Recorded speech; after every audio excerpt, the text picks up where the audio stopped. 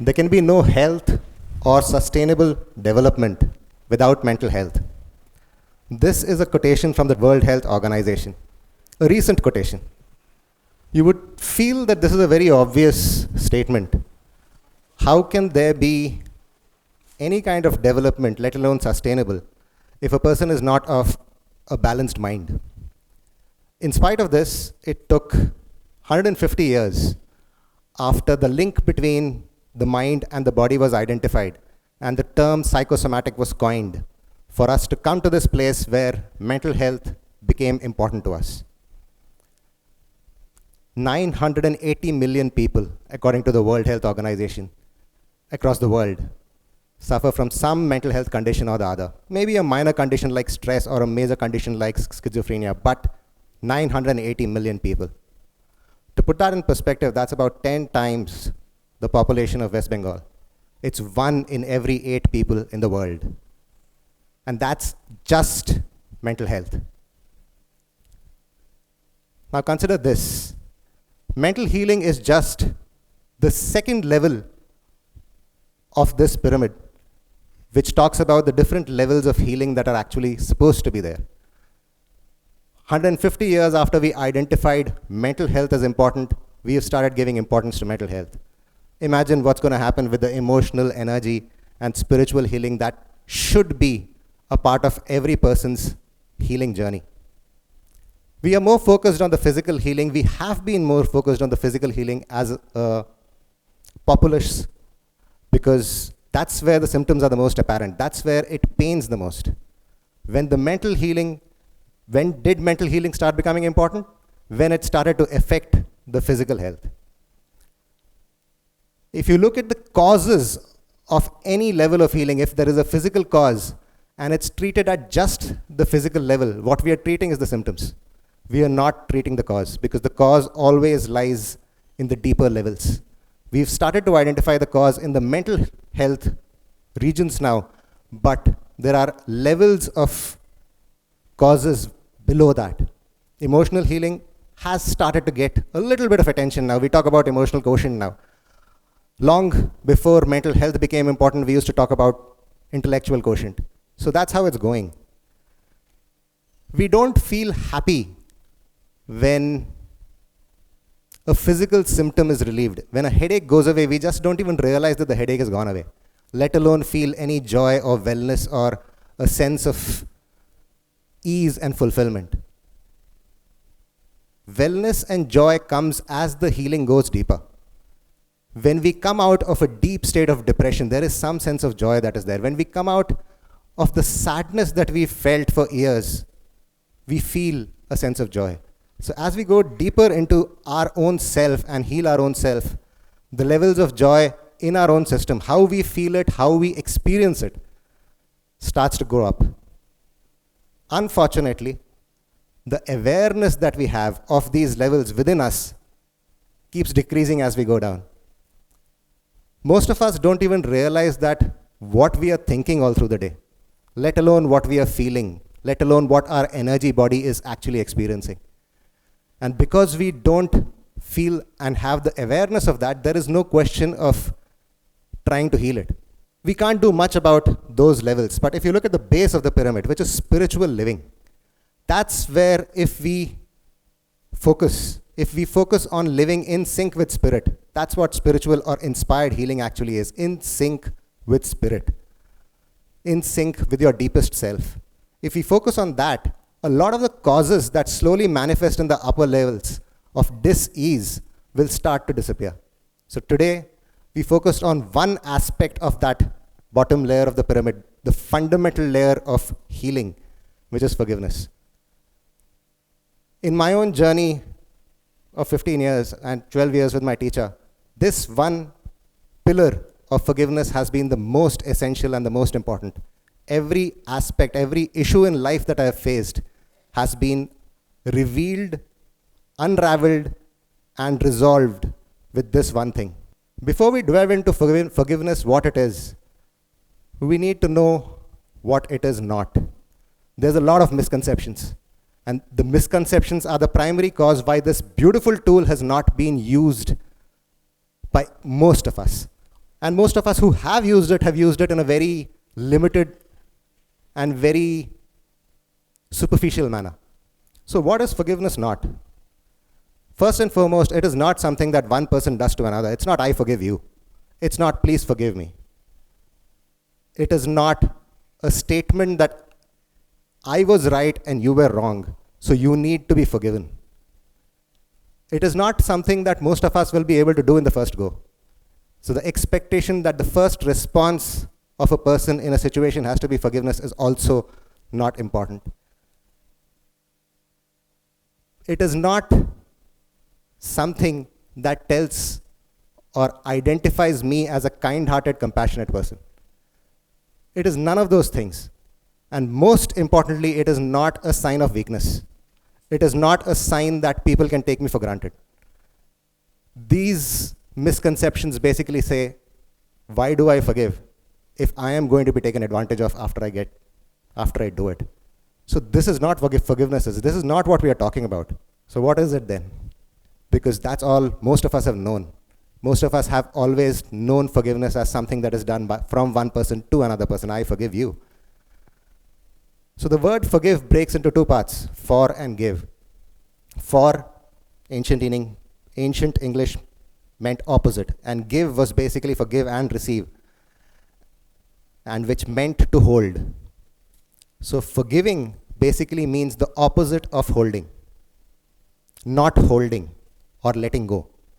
That's all forgiveness actually is. Why is it so difficult to forgive then? Why is it so ingrained in us that we choose not to forgive? That's probably because we've understood it wrong. We've not gotten what it is that we need to forgive. Now consider this illustration. There's a cowboy. Every morning he gets up, picks up his rope, goes out into the ranch, catches a cow, gets it into the barn, goes out, catches another cow, gets it into the barn, does that all through the day. Tired through the day, comes back home in the evening, hangs his rope, and then relaxes.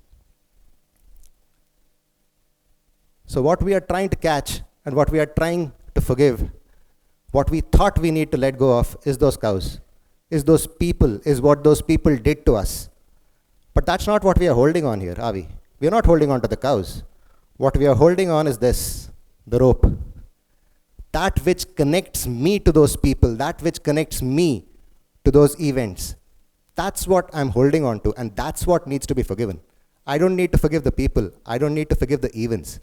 I need to forgive or let go of that which I am holding on to. It has nothing to do with the other and everything to do with me and what I'm holding on to. What could I be holding on to? Different situations, it could be different.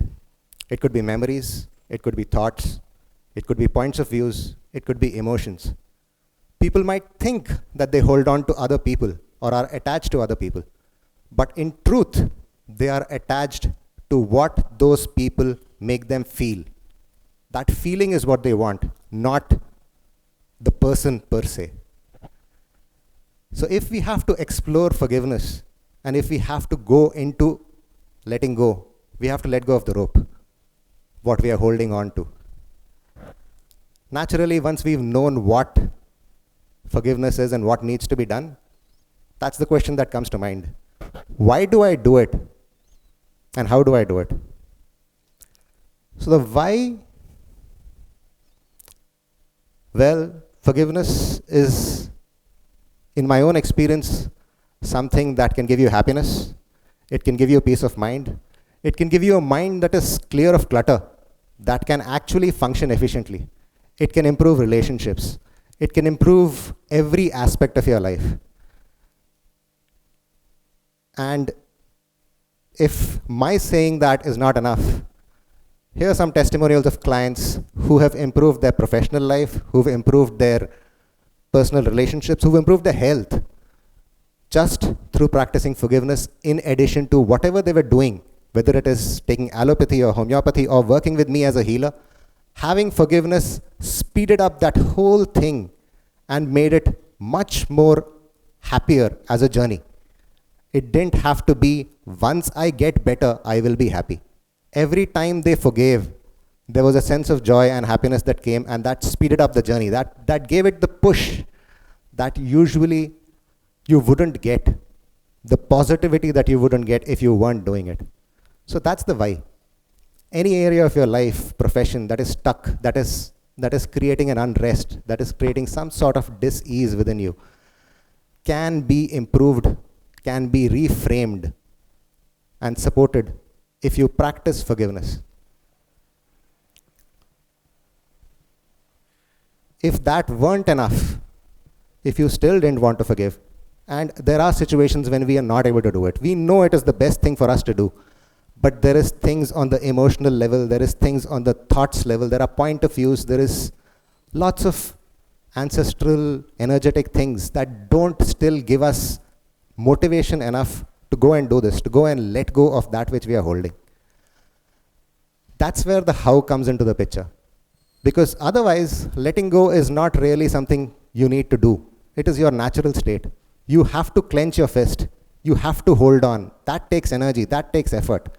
But letting go is just the giving up of effort. It is your natural state. It is your relaxed state. But if we are not able to do that, the how is about preparing yourself to be able to do that. It's not how do I let go. It's about how do I motivate myself to come to the place where I can easily drop it, where I can just let go. Many a times it takes support. Many a times it takes support of loved ones, of therapists, of healers. But I have seen that if we just go through a certain set of questions and contemplate, we might find ourselves in a place where letting go becomes much more easier. So I thought that in order to investigate how to get to that place, let's just take 5 minutes and do a process.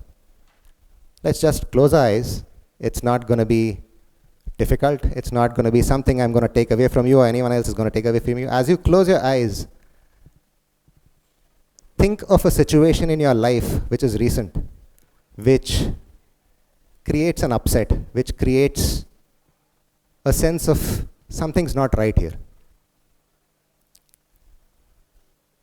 And try to think of one word, one emotion that situation brings to your mind. It could be anger, it could be frustration, it could be helplessness. One word, that's the emotion, that's the rope. Now just think of other areas of your life, recent or from any of the past, where you have experienced the same emotion. Just let yourself go into the past, find that emotion in as many areas as you can. And now notice your body, notice your jaws, notice your eyes, notice your shoulders, notice your belly, notice your thighs. Are they stressed? Are they tight? Or are they absolutely relaxed? Many a times just noticing the stress is enough to let go. Many a times it isn't. So as we feel this stress, we ask ourselves the question, if this is something I am feeling now, when the event happened in the past, maybe 5 minutes back, maybe 5 years back, then what's causing the stress? Is the event causing the stress? Or is my thought about it in this moment causing the stress? We obviously come to the realization that my thought about it is causing the stress. Once we get there, we realize that it is now my responsibility, because I am causing the stress, to let go. It has nothing to do with the other. It has nothing to change in the situation. It has nothing to change the past. Never in my 12 years with my teacher has any session not ended in a forgiveness and a blessing, because that's where the possibility of any kind of change in the world is there. When we forgive within, we forgive without. When we start to love within, we start to love without. That's how the wars, that's how the conflicts end, within and without. So I'll just leave you with this little quote. Forgiveness brings acceptance of what is, what this moment is in its reality. The acceptance eliminates the internal conflict that we have. It shouldn't be like this. That's gone. When that's gone, there is peace. You come to the state of not wanting to change anything. And when there is this space of no mind, that's where true healing happens, because that's the space where the divine can come in, come through, and actually make you its instrument. So the easiest and the fastest way to healing is then through forgiveness. Hope you experience it in your life. Thank you. Thank you.